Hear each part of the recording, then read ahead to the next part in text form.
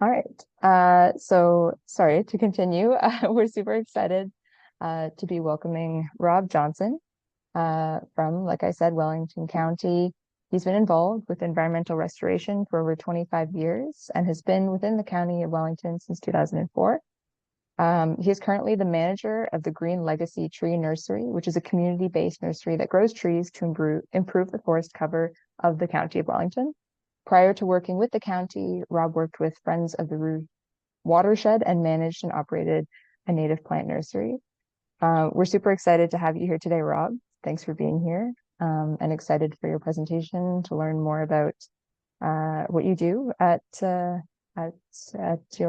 nursery and the impacts on the community. Before I hand it over to you, we are hoping to answer any questions you have either throughout this presentation or at the end. If you have a question that pops up and is relevant to something that Rob's talking about, please feel free to pop that in the chat, and we can take a second to talk about it. If it's something you want to hold on to until the end, we will have time for questions at the end. But yeah, feel free to use the chat, introduce yourself, let us know where you're zooming in from, and I'll hand it over to you, Rob. Okay, thank you. Yeah, just going to give you an overview of the Green Legacy program. And well, I should probably start by saying that it's kind of funny, with COVID, you're on Zoom and all these virtual kind of things, but I never actually gave a presentation on one of these platforms. So this is the first time for me. I used to give like dozens a year before COVID, but a lot of our stuff is all volunteer based and things like that. So we weren't really receiving all our volunteers at the nursery. And you'll see hopefully through this presentation how important volunteers were for us and why it was a little bit tougher for us during those times. The Green Legacy program, we hit about 3.3 million trees given out this spring over the last 20 years. So last summer, we celebrated our 3 millionth tree, and we had all our politicians and local people there, and we had a bunch of kids there from a daycare as well to celebrate and plant the 3 millionth tree. The Green Legacy started in 2004. It was the County of Wellington's 150th anniversary. So the CAO and the warden, and he was the mayor of Puss Lynch, got together over a beer trying to figure out what can we do to kind of a lasting impact of our 150th anniversary. It started out with planting 150 trees and then went up to 150,000 trees. And in that process, trying to figure out how to do it, and talking with the Grand River Conservation Authority. We have about 6-7 conservation authorities in the County of Wellington, but 80% is the Grand River Watershed. So they're our main conservation authority. And at the time, I think they were doing up to about 200,000 trees a year throughout the whole watershed. And so it was almost doubling the number when we said that we wanted to plant in the county 150,000. So we ended up doing that. We gave out 150,000 trees to the citizens. And I had just started at it was kind of, I was housed at the county, but it was a community forest initiative that was with the Rotary and Trillium. And I had worked with MNR and the Stewardship Council. And then also, so they housed me at the county. And they brought me into it because of my experience when I was in Toronto with Friends of the Rouge, and we did all the tree plantings with kids and hikes and things like that. And they were trying to set up for landowners that want to plant a bunch of trees, but didn't have the ability to, and have school kids out. So, that was kind of the start of it the first year. It was just to, get those 150,000 trees out. And then the county decided to keep it going after that.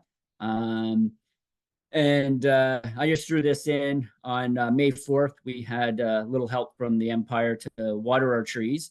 But we've been in, it really morphed after that point. And GRCA was like, oh, this is kind of a lot, and getting all these trees was tough. So I did a little proposal on starting a nursery for the County of Wellington, but changed it a little bit, and hopefully you can see how it's dramatically different than any other nursery.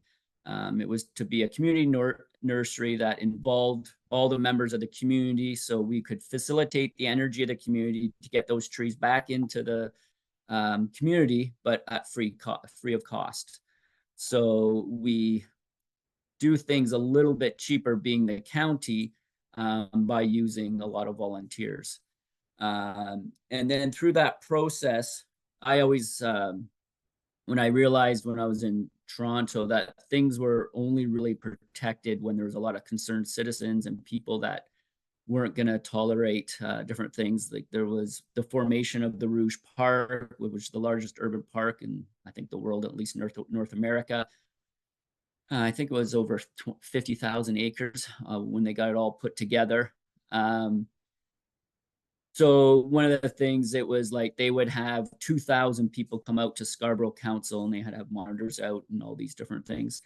And what I realized is that anytime they would try to change designations from these protected areas, the parks, the green belts and everything, when they would try to put it into development, because people would own it that wanted development, and a lot of the developers in Toronto would throw tons of money at municipalities and they'd try to change it. And the only way it would stop is when there was a lot of concerned citizens. This is a park, where for the next generations, we're not developing it. So what I realized is that for this to happen, we need that kind of education, and education to, what is the value of our natural world, forests, trees, biodiversity, our ecosystems, everything. Because when I was in Toronto, I realized we had the young people had very little knowledge of what was around them and what was there. Now there's a lot of first generation Canadians, so we were by the Toronto Zoo, but a lot of kids thought there was, from pythons to, I think, even anaconda. Like, I'd ask, what kind of snakes do you think are out here? And it'd be like pythons, cobras, things. And it was often relative to where they came from in the world. So I realized that we did need a lot of education. So one of the things we did is we developed with K to 8, from kindergarten to grade 8, 3 programs that would involve all the kids. So from K to 3, we would do what we called seeds in the classroom. And we would start the seeds in the classroom with the kids. So what we would do is, as you can see on the monitor, we had a liner. Actually, I had designed after what I do. The first iterations of this was vapor barrier with duct tape on the sides, so the water, when they overwatered, wouldn't come out onto the desks and stuff like that. But then kids would start poking pencil holes in it, so it would leak, and a table got ruined because it got left like that over the weekend. So I got these liners designed for the styro blocks. These styro blocks, so these are, what you see there is a 45 cell. They're about 350 mils each. And so we have a whole kit. So we drop off a block of the styro block full of soil with a bag of sawdust, like wood chips, a bag of oak, usually red oak we like to use, and that's because they're very drought tolerant, and there's long weekends in the spring and things like that. They can literally drop all their leaves and sprout them if they get dried out a little bit. But you can always tell how well the kids look after them because how many whirls you get. You can get like 3 whirls in the time that they're with the kids, or if they're not done as well, you'll just get 1 whirl. And then the block directions. Now with when we had to go online, we have everything on YouTube now, the demonstration of how to plant for the kids. And then we do a virtual presentation as well. So before, we would go into the gym, and then all the kids from K to 3 would come into the gym, and we would have a curriculum connected presentation, about 30 minutes, the importance of trees, soil versus dirt, what's the difference. We had all kinds of, and if it was the year of the forest, we'd, whatever, when we would designate it around those kinds of things. But usually we had about 4 different talks that we had. So each year they would get a different one, and it was designated to them. Now we were doing the 4 different ones for the different grade, and then they're online, so they can watch, the JK, SK, 1, 2, 3 kind of thing. So, and directly to the curriculum as well. And so what we do is after March break, they get these kits, they listen to the presentation, and then there's a video on how to plant it. And then they plant and put it in their window and look after it till about early June, mid-June. And then we go around through the county and pick up all the trees. And to give you an idea, there will be about 280 to 350 blocks in classrooms. So before COVID hit, we had 100% participation from K to 8 and all the upper Grand District schools and all the Catholic board schools. And then there was a few private schools as well that were involved. And that was K to 3. And then that was called Seeds in the Classroom. And then we kind of named the next one Branching Out, which is all the 4, 5s, and 6s, they come out to the nursery. And this is one of the big ones. So all the kids come out to the nursery. So we bus them and we pay for the buses as well. So all busing costs are covered in the Green Legacy budget. I wanted to take away all the excuses for, why they couldn't come out. Buses are getting expensive. And we have and I didn't want it to be a 2-tier system, because schools that are more affluent have parents that raise money. They go to the science center, they go to the museum, they go all these different places. And schools that aren't as affluent don't go places. So I've been begged by Guelph schools to come out and do things, because the only field trips they got were Green Legacy field trips due to this. So we would involve all. And just so when you think of the County of Wellington, it's Puss Lynch all the way north to Mount Forest, and east end it's Erin. The west is like Palmerston, and the center of it's Guelph, but Guelph is a single tier municipality. It's not part of the County of Wellington. We share 2 things, ambulances and social services. Other than that, we're completely separate. And then, so when they come to the nursery, one of the things they do is we teach them how to, say, transplant trees. So our evergreens are grown in 160s, which they're 90 mil styro blocks, and that for 2 years, like say a spruce, and then they're transplanted into the 45s and then grow for another year to fill out. And then after that, they are packaged and they go out as the seedlings, and then we grow stock from all the way up to 15-gallon pots. And we actually even are spading trees now as well that I've planted areas. I just made a living snow fence. So I could have put that picture in the other day. We just finished it, 68 trees by Groves Hospital, about 10 to 14 foot spruce in 36-inch baskets. So we just got them in. And one of the things that I thought was important is the quote on the bottom, Jacques Cousteau: people protect what they love what they understand, and they understand what they are taught. And I always took this backwards. You have to teach the young people about things so they can understand them, and then they'll love it, and then they'll protect it. And I think this is key, because a lot of we don't have much outdoor education anymore. Most schools do not go out, and even after COVID, it's even reduced dramatically more because buses have over doubled in price. So how are we gonna have the next generation, respect all these things, protect these things, if they don't understand them? And because you don't see as much on social media or what they find important in regards to this. So the 4, 5s, and 6s, they come out. We have a whole bunch of workstations. So they'll have 2 work units where they'll work for about an hour or so. So one job will be transplanting, others maybe potting up the 45, the larger, those plugs, the 45 plugs into 1-gallon pots. We have all different things. Sometimes they'll be raising pots onto like the starter blocks onto pots to raise them up for the summer. There's, all the different jobs we have. We have workstations so the kids can be part of them and work with staff and do these different things.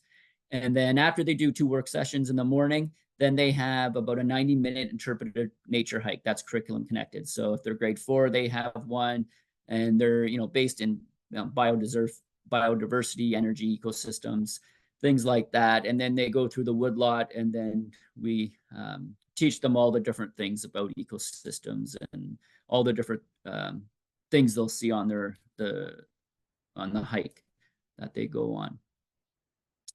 And then the third part are roots in the community. And this is where, our trees, our order system starts kind of October 1st and then goes to about March. And we usually have about 165 to 175,000 trees that are seedlings. And of that number, 10,000 of them are potted stock from 1 gallon all the way up to, like I said, spaded trees.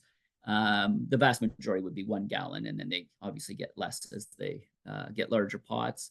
And they go for all different projects. And some projects we have that landowners can get because the County of Wellington is very rural and has a tremendous amount of agriculture and some of the most dense agriculture in Canada, like in Mapleton.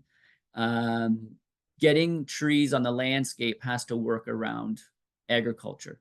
So we do a lot of living snow fences, windbreaks. So say Farmer John has a property line that has no trees on it and is willing to put a row of spruce. It's probably one of the better trees for increasing crop yield, and I'll show that later and talk about that. But then we'll bust the kids out, roads will drop off mulch, we'll plant the trees and mulch them all for the landowner, completely free of charge for the landowner. We bust the kids out, we pay for the bus and all that. And Adam, our volunteer coordinator, outreach coordinator, he's out on an out plant today right now. So in the spring, we have 2 nurseries. We have a busload of kids at each nursery, and then maybe 1 or 2 buses out tree planting in a lot of days. So those are our 3 main programs that we do for education. So from K to 8, which I think are kind of the most influential years of your life, where your brain's develop making all these different connections, and is the best time to lay the foundation for these different things. And until COVID hit, we had 2 universities working on, because we had been working with kids for 15 years, that they're going to track down students that were with our program earlier and then compare it to kids that never had programming like this, if it changed how they thought about, the natural world and also careers and things like that. Because we really started to notice that even the kids, the K to 4 classes we work with all the time, you ask what do trees do for us? You would have like 30 answers. If you go to a school that just a new school that hasn't had it yet, you get 1 or 2 answers. So it was a dramatically different on, what their understanding was the importance of trees in a natural world. One of the things we do each year as well is we have a warden's tree planting, and it'll be somewhere in the county. Usually it's in the warden is elected from councillors and mayors to lead council. So it'll be in one of our 7 municipalities, and usually we have then a warden's planting in that municipality. So all staff are able to go. And usually we have about 60 to 100 staff come out, and we plant for the morning, and then we have a barbecued lunch afterwards. And this one was a few years ago in Rockwood.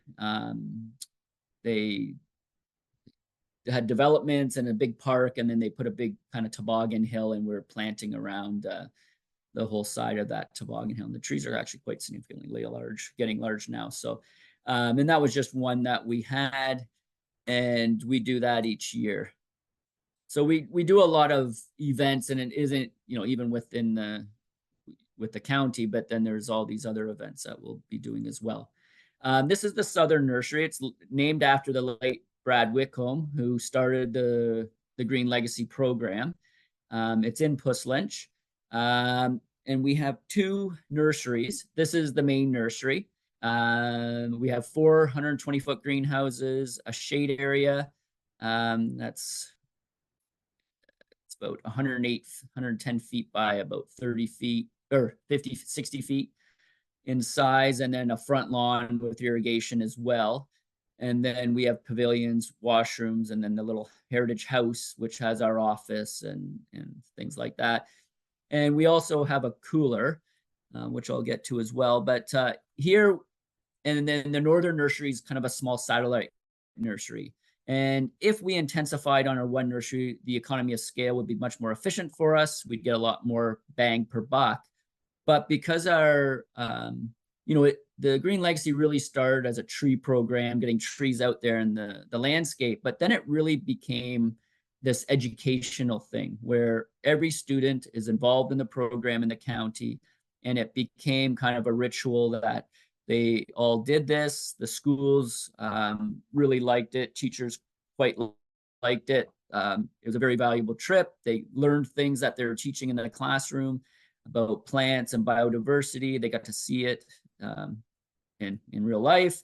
And they also got to participate in helping to grow these plants and, moving them all the way through. And we actually started having birthday parties. Kids really enjoyed it and wanted to show their friends. We'd have birthday parties and different celebrations of different community members at the nurseries as well.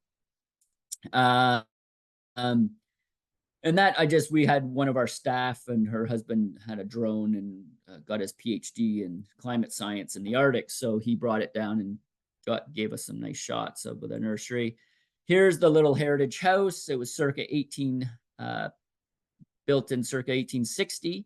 And in the 1946, the 200 acres was given by John Little for $1 to the County of Wellington. He says it wasn't great farmland. If you're ever in Puslinch, we have a lot of aggregate pits that probably built the 401 and everywhere along. But in Puslinch, they grow Puslinch potatoes, which is rocks. So he donated, didn't have any kids, so he donated to us. And in the actual news article, he thought, well, maybe we could grow trees here one time. It took us about 60 plus years to start doing that.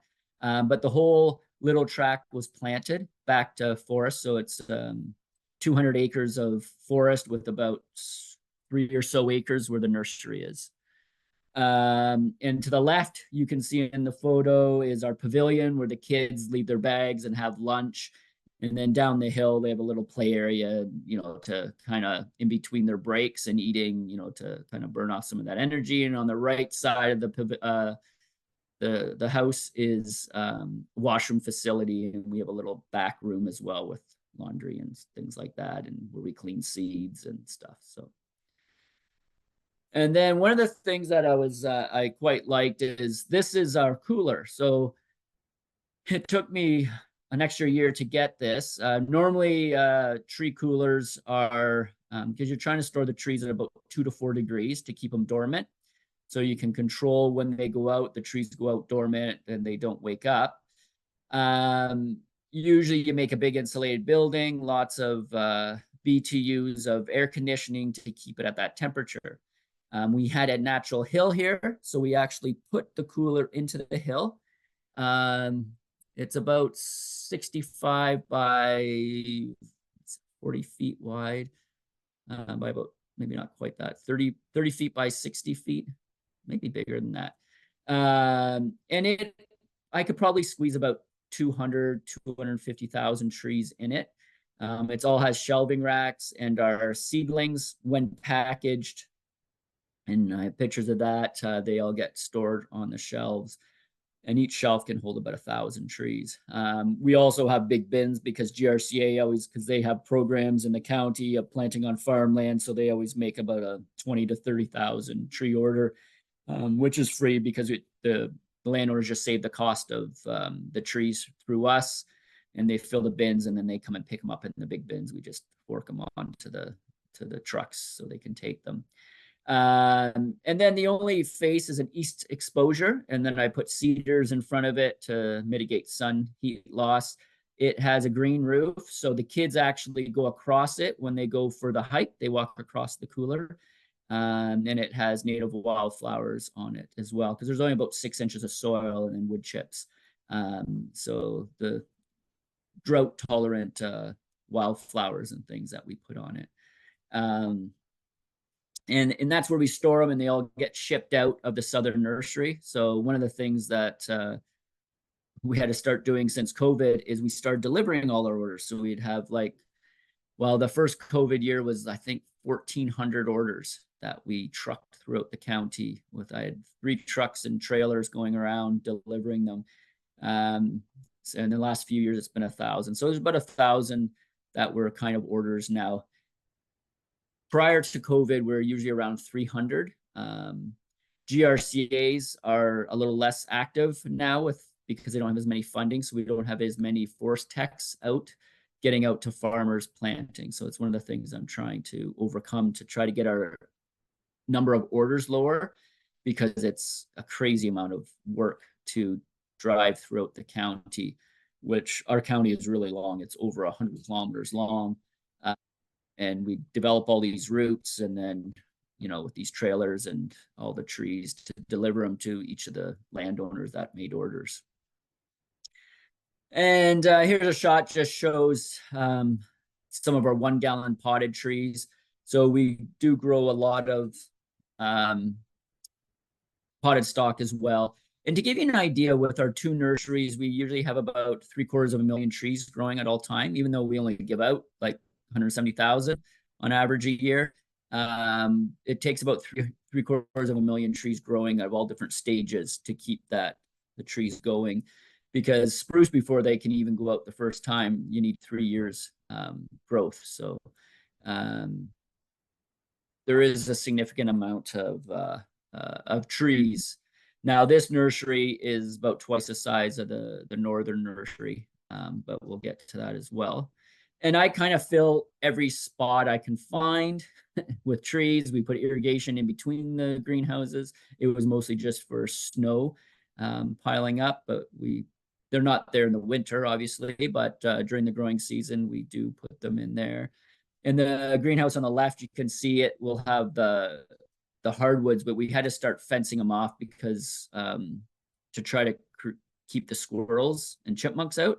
Because if you have literally thousands of walnuts and oaks, we can grow 10,000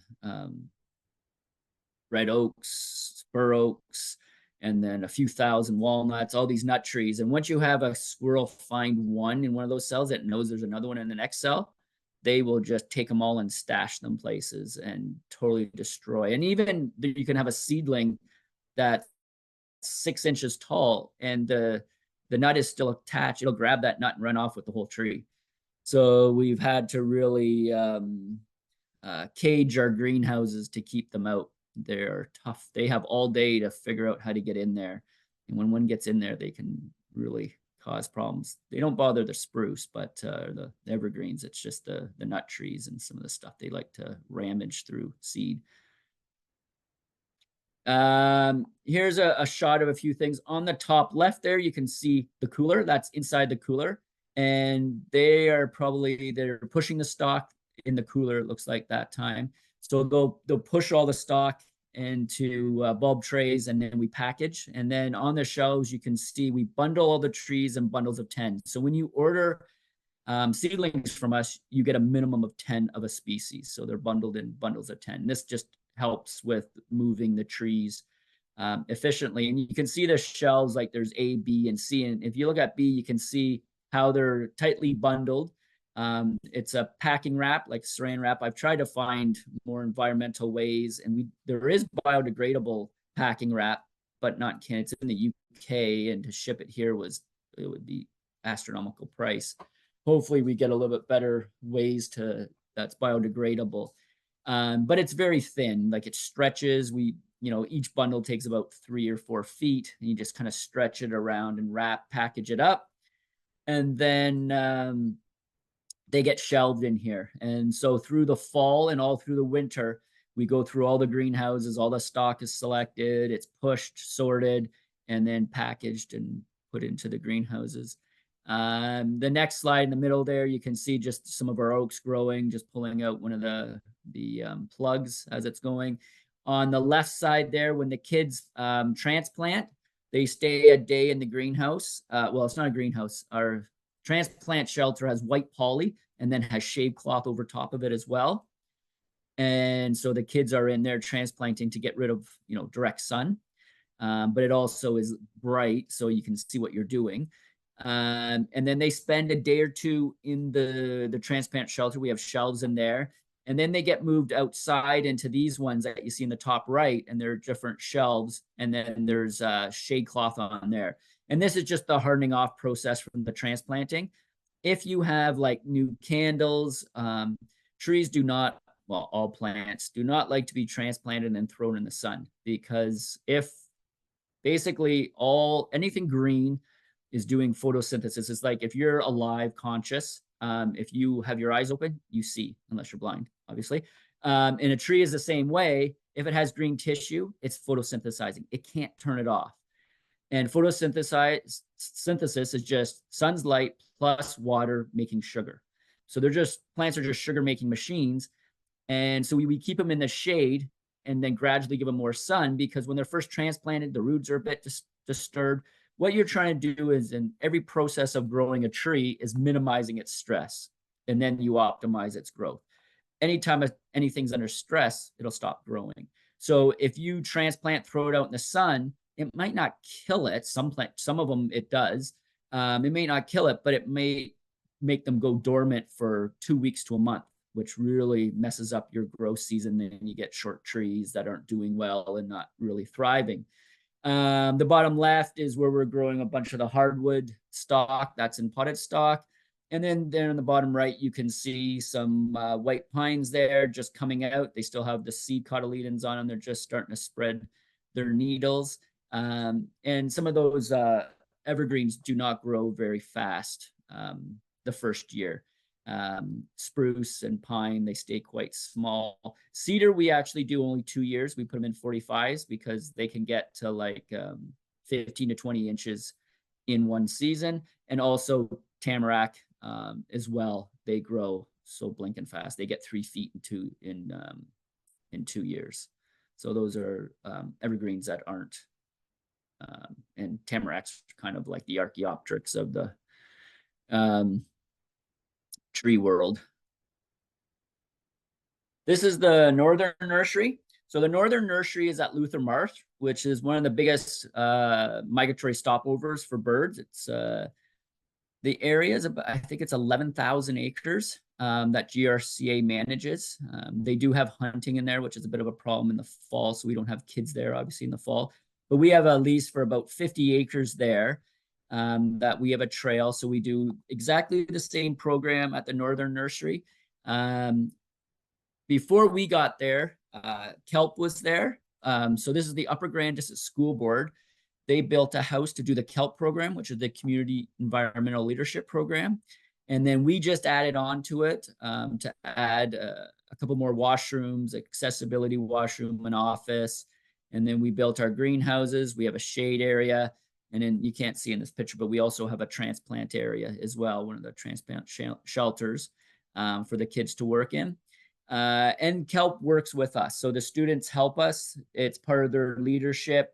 They will help with the hike and have to do some stops and talk to the kids about, it might be talking about, say, a white pine tree, what its significance is. They also do a lot of help up there with us. So this is a partnership between the GRCA, the Upper Grand District School Board, and the County of Wellington. We share the site is there. So it's worked quite well. We don't have a lot of space there. We can't do any growth.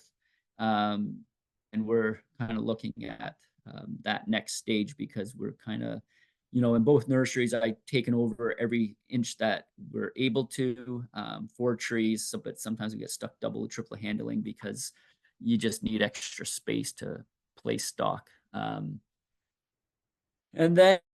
we do a lot of work with the university. We have a lot of partners that we're always working with. So this is the late Henry Koch. He started the Elm Recovery Program. He started Hillside in Guelph as well. He was one of the founders of it. Really interesting man. If you're ever seed certified, I remember I was the first or second seed certification. He was involved with it.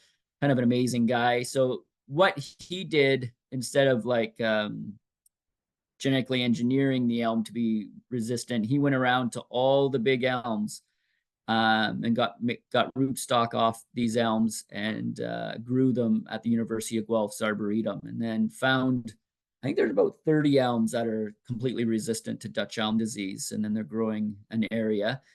We also work with the Gosling research, which is tissue culture, and we have a whole bunch of elms that are resistant that were grown through tissue culture, essentially cloning.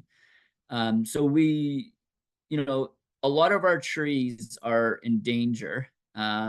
So to give you an idea of what Dutch elm disease, there was a lot of our hamlets, small communities that had 100% tree cover, and it was basically all elms.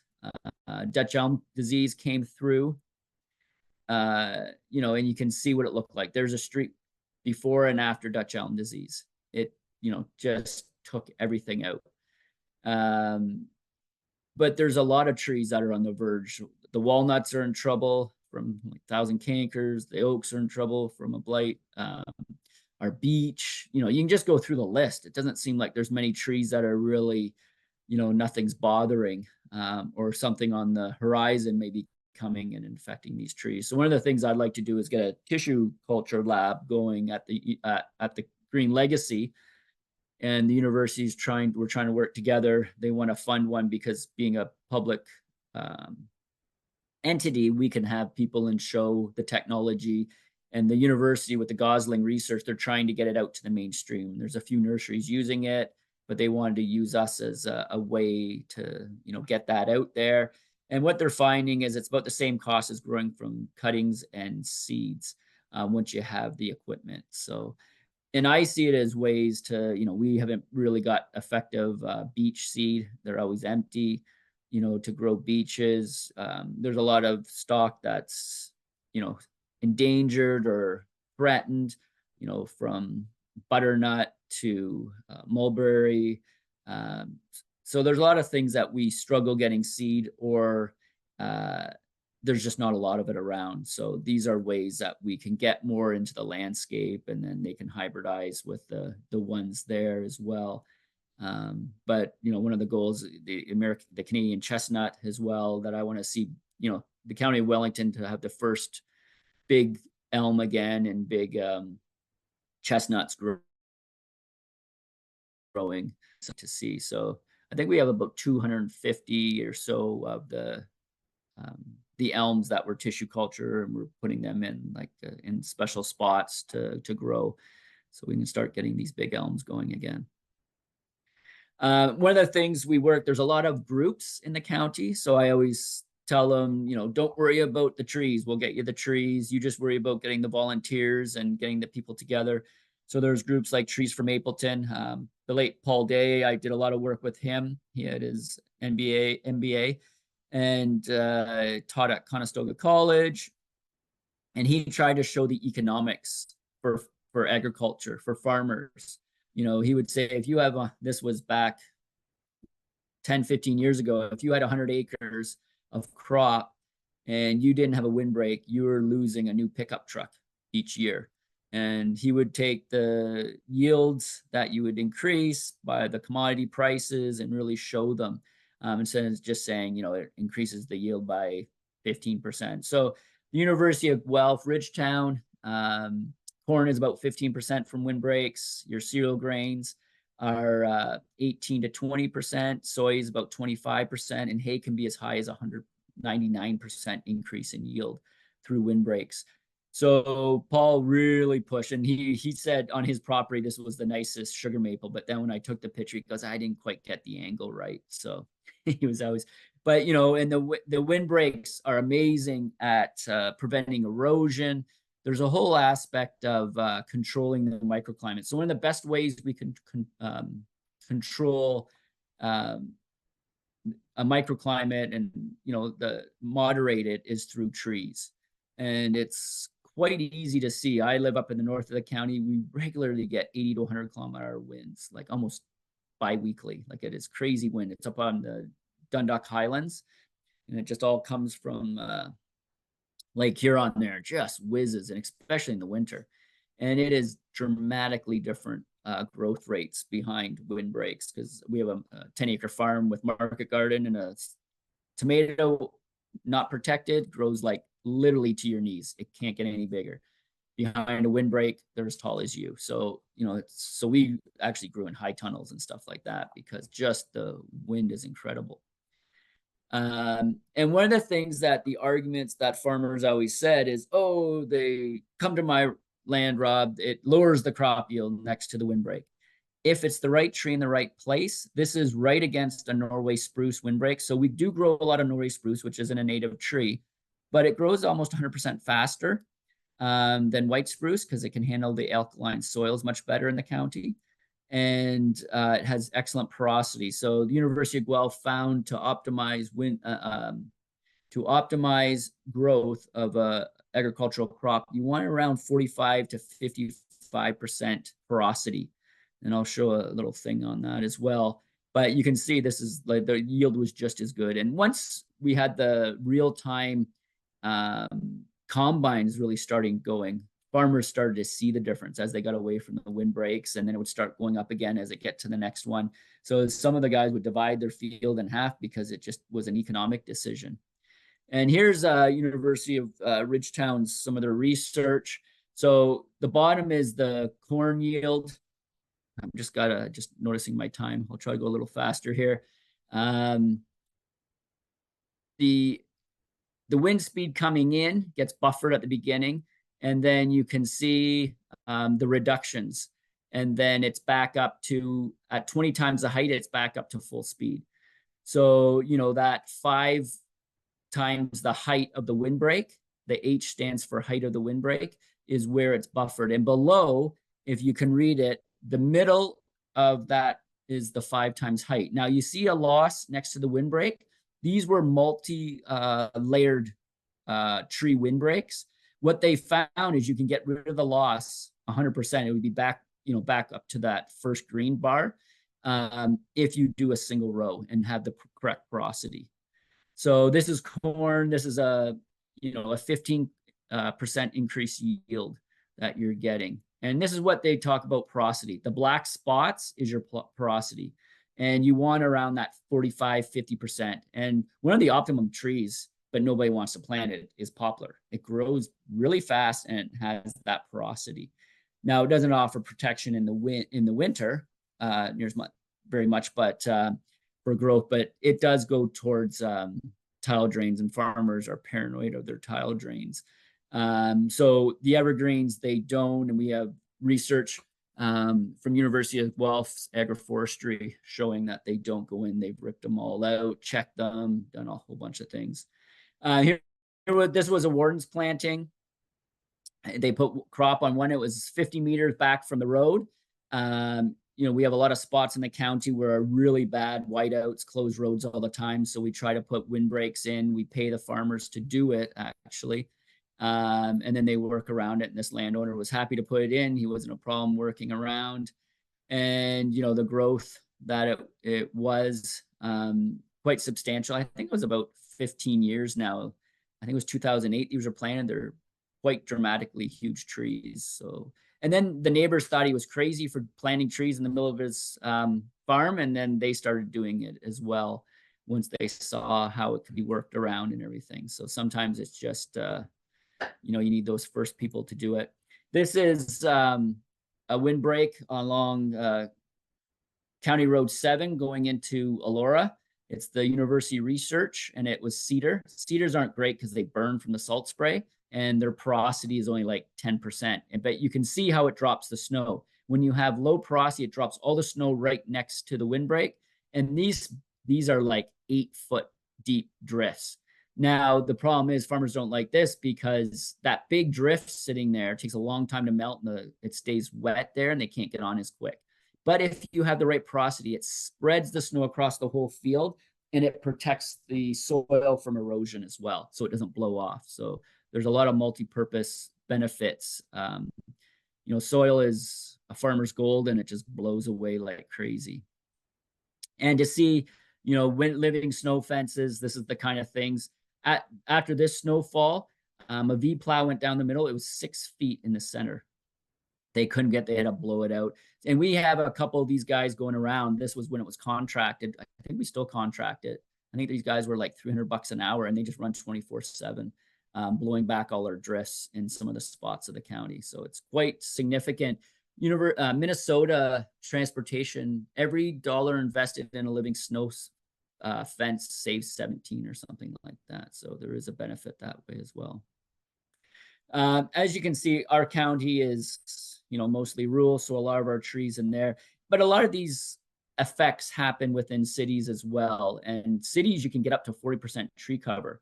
Rural, it's really hard because, when you're growing corn, C4 crops that like lots of sun, you can't do it. So Environment Canada says we need a minimum of 30% tree cover in a watershed, and that maintains water quality and quantity. So prevents flooding, prevents drought, biodiversity, all these different things. You need at least 30%. Most biologists will tell you once you go under 40%, it starts getting compromised. Wellington County, the whole county is about 18%. I know Essex and places down there, it's like 3%. Mapleton is about 10%. In some areas, even Mapleton are 3 to 4%, where it's really good. And they're putting wind turbines because of that wind speed that's developed when you don't have trees. And, we cut all the trees down once. Actually, Ontario into Ohio and Pennsylvania is the largest clear cut in the world over the last 150 years.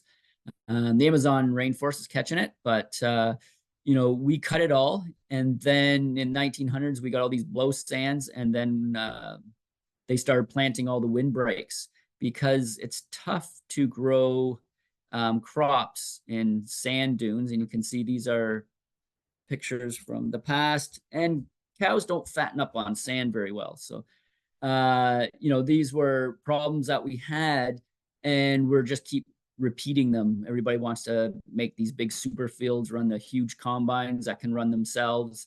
But we need to maintain our tree canopy to prevent that flooding. And then they're always complaining that their fields are flooding and things like that. So it's kind of one or the other. This is Andy Gordon. He started agroforestry in North America with a guy out of Missouri. I think his name was Goldie or something. And so it's all the research of intercropping. So that's like this system of running trees and then crops in between, the silvopasturing, running animals in treed areas. And all the information shows that you don't compromise your yields when you do these systems properly. And hopefully I can show, this is kind of my dream of what agriculture we should move to. To give you an idea, most of our forests in the area have 20 to 30% soil organic matter. 1% soil organic matter increase is 23 tons of carbon stored. So our big carbon sink is not the trees, it's the soil. And actually 97% of the carbon on Earth is in the oceans. And when it bubbles up carboxylic acid, which is doing, we're really in trouble. But so a forest, well-developed old growth forest in this area has 20 to 30% soil organic matter. If you ask all the farmers what their soil organic matter on their farms are, it's about 2.5 to 3.5.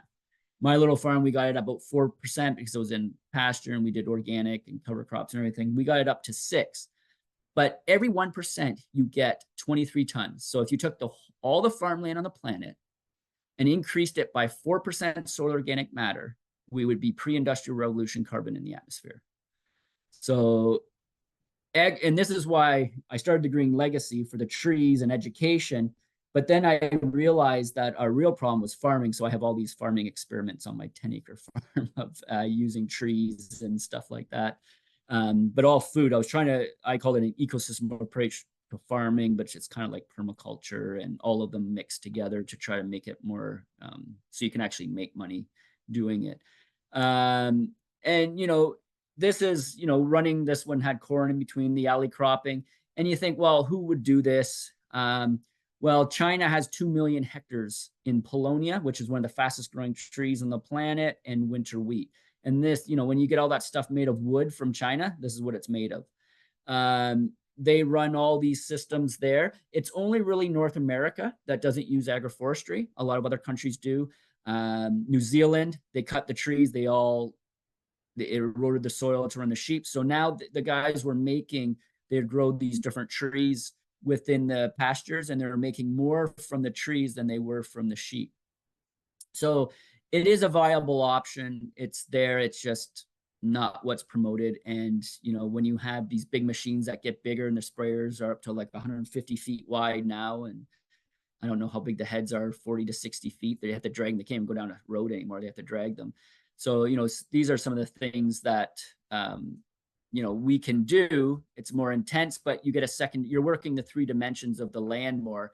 And whether you run a fruit tree, a nut tree, you could have multiple crops as well. Or you could run a tree and then in 40 years, you could get veneer wood as well. There's just a shot of another Warren's planting. Anyway, that's the end of the presentation. I think, Rachel, if there's any questions or. Yeah, definitely. Yeah, thanks, Rob. It's great to see your perspective and kind of I'm glad you talked about agriculture in there. It's a personal interest of mine as well. And I love the way that, you know, we can imagine that's those two systems coming together to work for what we need it to do and also what's good for the environment. So we have 2 questions here. The first one is why spruce or why so much spruce? And do you plant any other species besides oaks? I'm assuming that's related to your school's programs. Yeah. So we usually have over 40 species growing at a time. Our list that goes out for seedlings usually has about 30 on it, species. Spruce is our highest number. We do white and Norway. And those are mainly for agriculture restoration. So if you're planting 10 acres, you can get a mixed hardwood forest by planting a plantation of softwoods first. It'll be faster. Trying to force sugar maples into a field, they like nurse trees. They like to be in a forest. So, you know, if you're a forester, most foresters will plant, you know, pine, spruce, different ones. And maybe if you know it's going to be a system where you're putting it to a mixed forest right off, you can mix in a few. But then after like 15 or so years, they take every 5th row and then gradually moving it to that mixed forest. It's actually quicker because you have all the meadow voles and all these little critters that just love hardwoods and eat them. Now there's the early successional like the oaks. The reason we use oaks in the classroom is just because of the drought tolerance. It's a large seed. These are JKs, little kids planting them. We do give alternatives because sometimes there's nut allergies, and we'll give like sumacs or sugar maples or you know, whatever we have that would be appropriate for them. But the oaks are just ones that work really well because of this situation. Plus, they grow really fast and large. If you put a little pine tree, it just gets that little whirl and is barely doing anything, but they get to actively see it grow much more.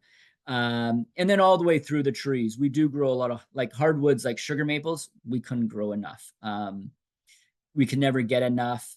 The last year was a good crop, but sugar maples, it seems like 3 to 5 years between crops now. It's climate change is really affecting seeds. And then the Ontario seed plant closed as well.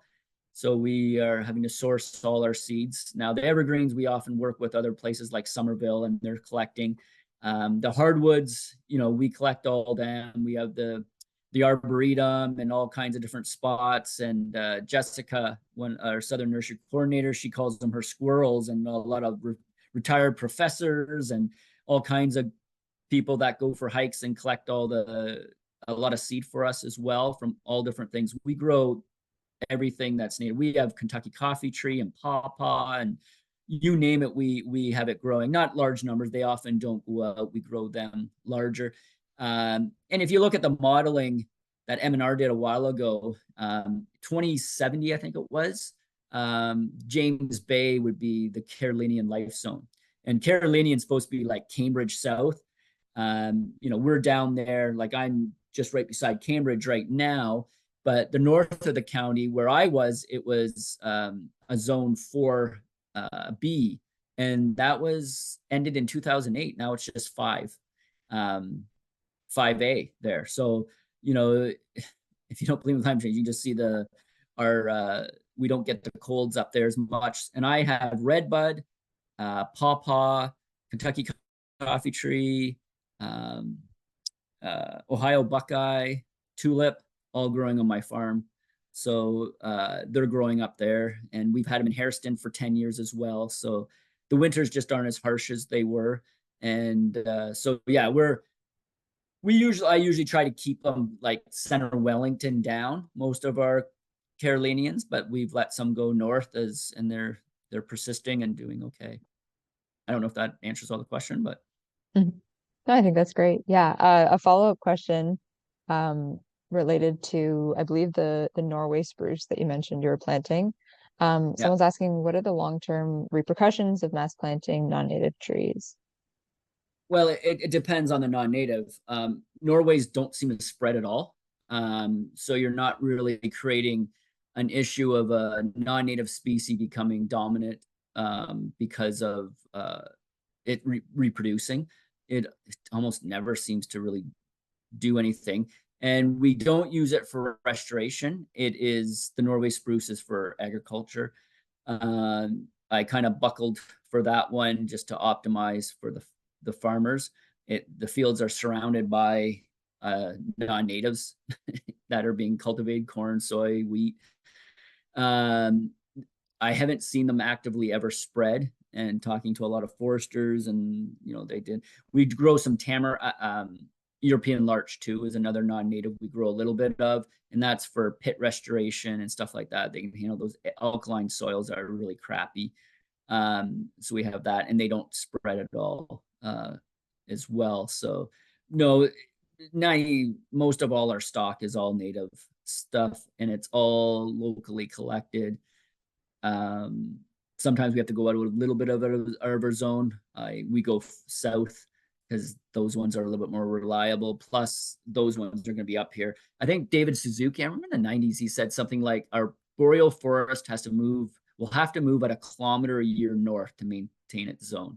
So trees don't gallop across a meadow at a kilometer per year. So we're going to have to manually move species to keep within their range. I think 25 years white spruce has where we are right here in the modeling, and sugar maples is about 70 years before they will be removed due to temperature that's not viable for them, unless we reverse our trends that are currently going. Yeah, definitely. We've had in our conference we hosted the FGCA, and they were talking about some of the programs that they're running with assisted migration, which is yeah, definitely worth checking out. I have one last question here for you, Rob, and then we'll let you go. What is the survival rate of planted trees? Do you have any data on the survived trees among the 3.5 million planted? So it always varies because there's a lot of variables. What is the site? If rockwood, if it's a disturbed site, trees don't do as well. Was it a drought year? Now, when we plant with kids, Warren's plantings, I go back to them. We usually get very good success a lot of the times because we're using some of the potted stock as well. When GRCA would plant, and if it was anything to do with the 150 million trees, they had to go back every, I think, 3 and 5 years to make sure that there was a certain survival rate within that, because it was for carbon sequestering. So they had to make sure that there was that rate. Now, when they go to private landowners, we have because I get counselors ask me this all the time. How do we know how many are surviving? And truly, we don't. We've been talking about like a survey. Now we have people that order every year, and they tell us anecdotally, like, we get like 80%, and they add to it. But it really depends on the year. Evergreens always do better in those open areas to get started, and especially for those restoration kind of things. In a good year, our seedlings in a half decent soil the seedlings should get about 80%. Our potted stock, often, with the windbreaks, they're up in the mid 90s. They usually maybe get a couple just to replace, a couple deaths. But it can be things like they hit them with a combine, a bit of spray hits them, a deer uses it as a rubbing post and just butchers it. Like, there's a lot of things that, isn't tree quality planting, nature does remove a lot of trees for different reasons. But when you drive around the county, the number of windbreaks that over the last 20 years that have come in, there's dramatically, but they're clearing areas, trying to get bigger fields and everything. So I don't even know if we really add much. We may keep it the same rather than it going down dramatically. I haven't seen a recent assessment of the watershed or of the whole county of what if we're increasing it that much, but we worked it out. I think it was 50 million trees we needed to get to 30% at the rate what we were at, like the average of the 8. And 18 to 20% was a rounding error, GRCA said, of how they calculate it. So so it was like 18, 19%. So we needed about 50 million trees to get to that 30%. It's quite a significant number, but it The looks like, county's you're doing, huge. yeah. I think there's We a really, lot of countries in Europe smaller than the County of Wellington.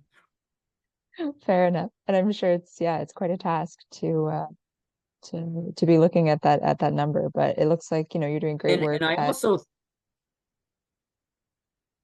I would just say, and I also think that if you reclaim an area, say like it's an acre or whatever it is, and you plant trees in it and they don't all survive, if you're spacing at 2 to 3 meters, you can have like a 30% survival rate. And there'll be enough trees to fairly fill that. Plus, you no longer are mowing it, you're no longer cultivating it, you're no longer doing other these things. Prairie communities sequester a lot of carbon as well and build soil. So it's not just trees that do that. Trees tend to do it a little bit more efficiently, but taking back that land, that's giving it back to a functional ecosystem, or doing that, even if the initial maybe planting isn't as good, over time, nature is going to turn it back to a forest as well. But, we're just kind of jump starting it as much as possible. And if the people got the wrong trees there, it'll be selected out as well over time. So I think, part of the important thing that I try to remind people when we get into the weeds of how many survive is that it's, reclaiming that land that's no longer, whether it's being cultivated, mowed, it's functionally going back to a natural system. Now, hopefully, because we have so many invasives like buckthorn and different things like that, getting something functional in there that's native to start producing habitat and things like that. But it's dramatic once you build it. Those birds and bees and insects come pretty darn fast to those natural areas. And I know a lot of them are weed plants, but a lot of our insects have started, know how to use a lot of those plants. But the natives come in there as well, and if we get them in there, trying to convince roads along our roads to hydroseed wildflowers and stuff instead of spraying it, because we have a lot of your transient wildlife, your bees, butterflies, and insects, can use all that habitat as well, rather than just spraying it, but trying to move to those next levels. yeah, I think that's great. And I support the mission behind it. And we're super grateful to have you here today to share about the work you're doing, and hopefully, give both our audience and myself some insight as to what we can do in our county and area. So I guess we'll close out there. Okay. Thank you again so much, Rob, for being here today and for doing this presentation. We look forward to staying in contact, Rob, and yeah, following the work that you're doing at Wellington County. Thanks. All right, I'll let you all go. Okay. Bye-bye.